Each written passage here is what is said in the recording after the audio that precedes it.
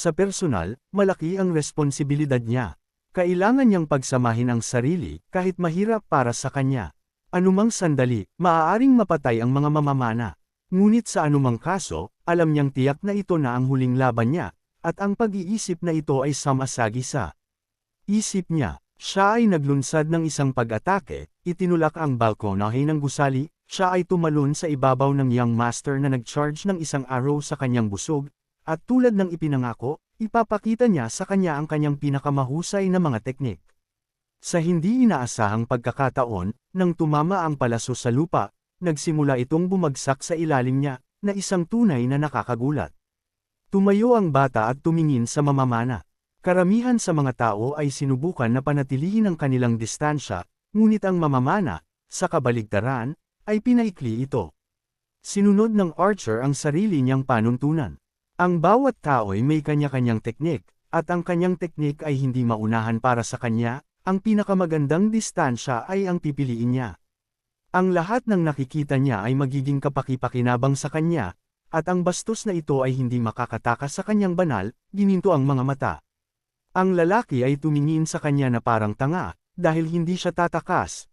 Kahit na hiniling ng mamamana na huwag siyang pakawalan, ang bata ay hindi makikinig sa kanyang mga salita. Ang archer, na baliw na ayaw bitawan ng bata ay bumaril ng 10 arrow sa kanyang direksyon. Isang malaking unos ng mga palaso ang nagmula sa kanyang busog na direktang nakatutok sa kalaban. Ang bawat arrow ay pinakawalan, sa turn, lumilipad tulad ng isang paputok na bala. Kapag ang isang palaso ay tumama sa target nito, maaari itong tumagos kahit sa pinakamatibay na pader. Naiwasan ng Young Master ang mga pag-atake habang ang mga archer ay hindi kapani-paniwalang mga arrow na tumagos sa hangin lampas sa kanya, tumama sa dingding.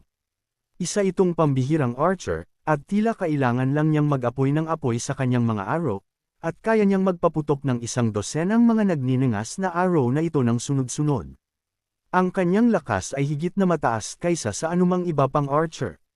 Siya ay kasing lakas ng isang Demon Link at walang kapantay sa 5 Dragon Union. Dahil dito, nagpaputok muna siya ng kanyang palaso nang mapagtanto na maaaring mga hulugan ito ng pag-aalay ng sarili niyang buhay. Ang itim na Tridor sa gusali ay nanood ng labanan at nadama na mananatili siya sa lugar na ito magpakailanman. Ang Young Master ay kumuha ng isang stick at itinulak, naghahanda para sa susunod na hakbang. Hindi niya iniisip na tanggapin ang hamon ng mga mamamana, ngunit mayroon siyang sariling panlilinlang na nangako na mas magiging kawili-wili.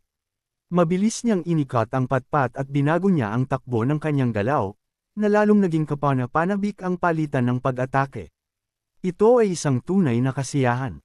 Sa sandaling ito, nang malapit na ang bata sa kanyang kalaban, bigla itong umiwas. Ang archer ay lubos na sumang-ayon sa Young Master, ngunit hindi ito nangangahulugan ng katapusan. Itinulak ng batang lalaki ang kanyang sarili mula sa dugong lupa, nakaramdam ng kaginhawahan pagkatapos ng matinding labanan, napagtanto ng mamamana na ang batang lalaki ay lumipat mula sa depensa patungo sa pagkakasala ng napakabilis, tulad ng isang tunay na martial artist, ito ay kahanga-hanga. Gayunpaman, wala siyang intensyon na hayaan ang kanyang sarili na masira ng ganoon kadali, kahit ng isang Young Master. Sa parehong sandali, maraming mga palaso ang sabay-sabay na pumutok, diretsyong pumutok sa Young Master kung sa tingin niya ay makakatakas siya mula sa mga palaso ng mamamana, nagkakamali siya. Mahusay na iniwasan ng bata ang bawat pag-atake. Wala siyang pakialam sa mga palaso ng kalaban. Tumakbo siya sa ulan ng mga palaso at naabot ang depensa ng kontrabida. Tinamaan ng batang lalaki ang mamamana ng napakalakas kaya lumipad siya palabas ng gusali. Ngunit hindi huminto ang Young Master, patuloy na tumakbo sa kanya nang hindi bumabagal upang mabago ang takbo ng mga pangyayari at maantala ang kanyang kamatayan. Ang archer ay humihila ng isang brilyante na sinulid mula sa kanyang manggas habang siya ay lumilipad sa gusali. Ibinalot niya ito sa lahat ng mga pangunahing instruktor, hawak ang mga blok ng gusali. Sa katunayan, ang pundasyon nito, matatag sa bitag na sinulid ng brilyante. Sa puntong ito, tumakbo ang Young Master sa lugar. Kapag handa na ang bitag, napansin ng Young Master ang mga kulay pilak na sinulid na bumabalot sa lahat ng espasyo sa gusali, at sa sandaling iyon, hinayla ng mamamana ang mga sinulid, sinusubukang hulihin ang kanyang kaaway. Sa anumang halaga, ang lahat ay sumasabog sa sandaling iyon, na parang ito ang huling hakbang sa isang laro ng buhay.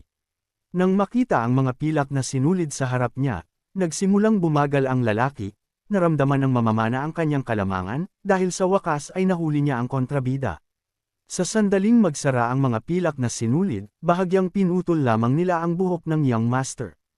Ito ay hindi nakakagulat, dahil ang distansya ay umikli at ang bata ay umiwas sa oras. Sa simula pa lang, plano na ng mamamana na panatilihin ang kanyang distansya, hinahayaan siyang habulin siya ng bata. Ang lahat ng ito ay ginawa para maakit siya rito. Para magawa ito, kailangan niyang hayaan siyang makalapit. Ang archer ay nakatayo sa kadiliman gamit ang taktika na ito upang magsaya. Sa madaling salita, ang Demon Blade na may mga pilak na sinulid ay isang pandaraya lamang sa kindergarten na sinubukan na ng mamamana noon. Ngunit ngayong nahayag na ang kanyang mga intensyon, hindi na masyadong masaya ang laro. Napagtanto ng Young Master na laro lang ang lahat sa kanya. Inabot niya ang pilak na sinulid, idiniin na ang mga batang dinukot at ibinenta nila ay laro lamang sa kanila. Pinilit silang manirahan sa mga katawan ng may sapat na gulang dahil sila ay nabago, ngunit ang kanilang mga mukha ay napakabata pa, 14 years old pa lang sila. Sa kanyang opinyon, ang bawat tao ay dapat mamuhay ng kanilang sariling buhay. At sa sandaling iyon, ang mga thread ay nagsimulang mapuno ng banal na enerhiya. Sila ay sinisingil ng enerhiya na ito, at ang lahat sa gusali ay nagsisimulang gumuho. Ang lalaki ay paulit-ulit na ang mga mata ng mga batang ito ay puno ng puot. Marahil ang kanilang mga damdamin ay nakadirekta laban sa buong sangkatauhan dahil nawalan sila ng kakayahang magtiwala sa sinuman sa buhay na ito na nabubuhay sa gayong kakilakilabot na mga kondisyon. Ang sitwasyong ito ay kakilakilabot, at hindi ito maaaring payagang mangyari. Ngunit ang mamamana, sa kabaligtaran, ay nasiyahan dito. Sa sandaling iyon, tapos na ang lahat. Ang archer ay hindi makapaniwala na ang isang diamond-coated string ay madaling maputol gamit ang kanyang mga kamay. At naulit na naman ang nangyari noong labanan ni Convy. Nagawa lang ito ng lalaki dahil sa matinding pagsasanay at dedikasyon, dahil hindi sapat ang ki ay energy lang. Ang isa ay isang baliw na mamamatay. Ang iba naman ay nagtitinda ng mga bata tulad ng baka. At para sa mamamana, tila naging libangan. Pagkatapos ng mga salitang ito, ang lalaki ay napuno ng galit sa kanila, at naging hindi kawili-wiling labanan sila. Pagkatapos noon, ang lahat ng mga biro ay tapos na, at ang Young Master's techniques ay naging mas makapangyarihan. Kahit na naiputok na ng mamamana ang kanyang pinakamalakas na palaso, hindi pa rin sila makakagawa ng isang malaking pag-atake. Pa-impulse siyang tumakbo palayo sa Young Master, sinusubukang panatilihin ang kanyang distansya. Ang bata ay tumatakbong hinahabol ang mamamana, hindi alam kung saan din siya tatakbo. Ang Young Master ay mas malakas at mas mabilis kaysa sa kanya. Pinaalalahanan siya ng archer na planado ang lahat at mas mabuting hindi natamaan ng kanyang mga palaso. Gayunpaman, hindi tatakas ang bata sa kanila. Gamit ang kanyang hindi kapani-paniwalang malakas na kamay, hinawakan niya ang isa sa mga pangunahing sinag ng gusali upang ihatid ang kanyang enerhiya. Siya ay nagpatawag ng isang hindi kapani-paniwalang banal na kapangyarihan, at ang lahat ay nagsimulang mag-crunch at manginig na parang tinamaan ng kidlat. Isang napakalakas na pagsabog ang yumanig sa gusali at napuno ang lahat ng mga silid ng isang pag-atake. Nagawa ng Young Master na sirain ang buong gusali. Nagsimulang bumagsak ang mga shrapnel sa mamamana na na-corner. Ang isa sa mga pakpak ng gusali ay bumagsak sa isang segundo, na binaon ng mamamana sa ilalim ng mga durog na bato. Nagawa ng archer na makatakas sa pamamagitan ng paghawak sa kanyang brilyante na string at paglipat sa ibang lokasyon. Nang nasa bubong ng isa pang gusali, hindi niya maintindihan kung paano nakakilos ang taong ito ng napakabilis. Ang Young Master ay lumitaw sa kanyang harapan, at sa isang paggalaw ng kanyang kamay, nagdulot ng pagsabog na samaire sa buong gusali. Ang archer, sa kanyang mga gininto ang mata na nagpapahintulot sa kanya na makita ang daloy ng enerhiya ng kalaban, ay hindi pa rin maintindihan kung paano nagkaroon ng ganoong kapangyarihan ang Young Master. Hindi pa sila nagpapakilala sa isa't isa. Kaya tinawag ng mamamana ang kanyang sarili. Kilala mo ba, na kilala bilang ang Great Steel Archer?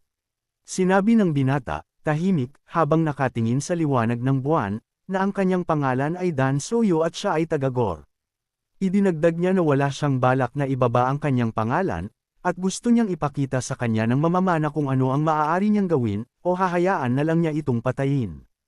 Hindi makapaniwala ang Archer na naririnig niya ito mula sa isang batang taga-Gore, at umaasa na ito ang pinakamagandang bagay na nagawa niya.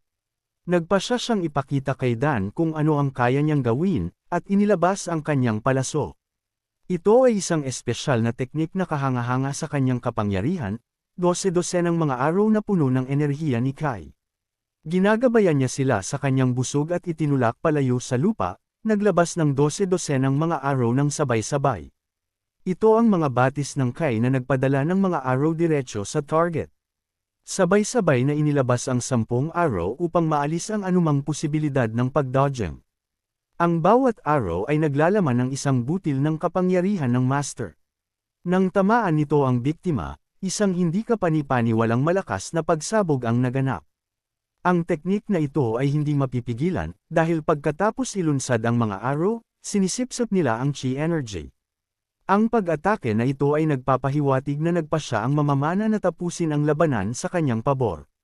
Hawak ang kanyang maalamat na busog, pinagkalooban niya ito ng enerhiya, at binalaan niya ang Young Master na dapat siyang tumakas kung kaya niya, hilahin ang pisi ng busog. Pagkatapos ng lahat, ang kanyang mga palaso ay hahabulin ng Young Master, kahit na siya ay dumiretso sa impyerno. Ang mapanirang kapangyarihan ng mga araw na ito ay walang kapantay. Isang hindi kapani-paniwalang unos ang umusbong sa himpapawid, pinagsasama ang makapangyarihang mga teknik ng mahimalang Archer, nagpasya ang Young Master na hindi siya tatakbo palayo sa mga palaso. Binuksan niya ang kanyang palad, nagningning ang aura sa paligid ng kanyang mga kamay, at isang globo ng purong enerhiya ang nagsimulang lumabas sa kanyang palad. Ang lahat ng mga araw na lumilipad sa kanya, na puno ng pangunahing enerhiya, ay nagsimulang sumabog. Sila ay nasunog at bumuho sa alabok bago naabot ang Young Master. Ngunit nagpatuloy ang mga pagsabog, at ang mga palaso ay pumutok sa tabi mismo ng kanilang lumikha, na itinutok ang pag-atake sa kanya. Ito ay isang tunay na makalangit na hampas na bomb alert sa buong espasyo sa kanilang paligid.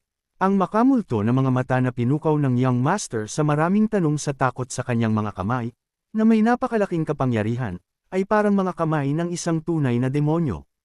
Ang mga nakakita ng ganoon ay malamang napatay na sa ngayon, ngunit ang lalaki ay nasa mabuting kalagayan at handang harapin ang sinuman.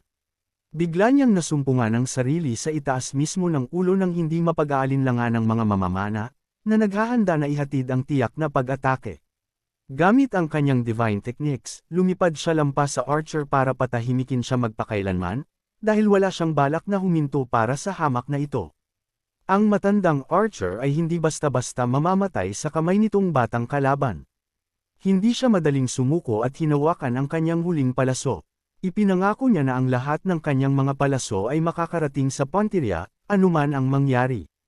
Ang ginintoang araw, na puno ng enerhiya ni Kai, ay diretsyong lumipad patungo sa Young Master, ngunit habang lumilipad ito patungo sa kanyang katawan, ang depensa ng Young Master ay nawawala ang enerhiya nito. Nahuli niya ang palaso at ibinalik ito sa mamamana ng may hindi kapani-paniwalang puwersa. Kinuha niya ang susunod na arrow sa kanyang kamay at ginamit ito tulad ng isang espada, itinuturo ito sa kanyang kalaban. Ang kanyang husay ay napaka-perpekto na ang palasong ito ay tumama mismo sa mamamana. Itinutok niya ang palaso sa ulo ng mga mamamana, at lumipad ang kanyang sombrero, nakatingin sa kanyang mga mata sa kanyang huling hininga.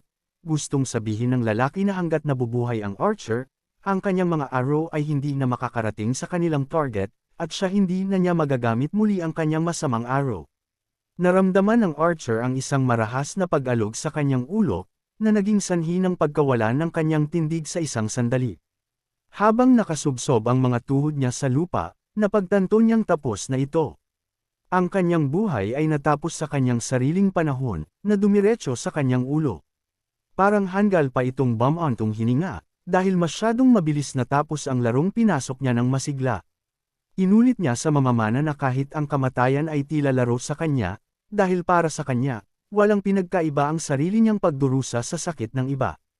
Ang iba ay tumingin sa bata na may takot, hindi naiintindihan kung sino siya at kung paano niya nagawang patayin ang Steel Archer, ang hari ng digmaan, ang matalinong tao, Sinabi, tahimik sa ingay ng mga taong nakatayo sa malapit, alam ng matalinong tao iyon, walang makakaligtas sa pakikipaglaban sa kanya. Ngunit ang katotohanan na ang gayong makapangyarihang mandirigma, isa sa 5 Dragon Union, ang Steel Archer, ay napatay ng sarili niyang palaso, ay tila hindi kapanipaniwala.